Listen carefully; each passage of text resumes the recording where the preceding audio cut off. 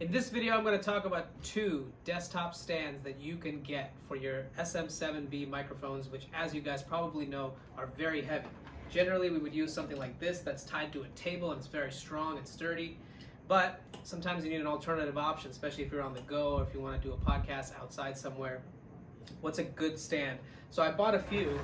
I have this one too. This is completely not going to work because these mics are just way too heavy, and obviously the second arm that they all attach are definitely good for you to have a side shot and not have this be in your face right here. Okay, so this one, no go. They cost about $15 to $17, these guys.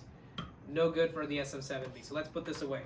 Now we got two other desktop stands. This one on the right hand side of me, this is by Licks Pro. It's a desktop microphone stand, goes 9" to 14 inches. And this one on the left is by Gator Frames. This one is about $40, this one is about $25, okay? So a little bit of a price difference. Now, after doing some testing, for example, if you go to a tilt pretty far out here, you'll start to see that the bass will lift on either side. So you need to find the optimal angle, and this bass has to be in alignment with this upper arm here. Same here, even with the Gator, see how it's starting to tip?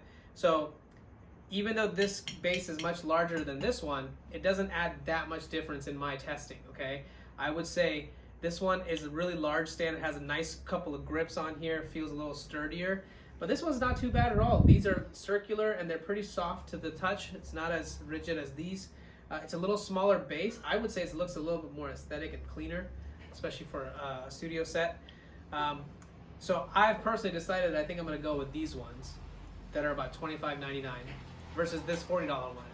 The price doesn't really justify the functionality for me, and it's a little bit heavier, and it looks cooler, I would say. It looks very sturdy, but this one looks, in my opinion, more aesthetic.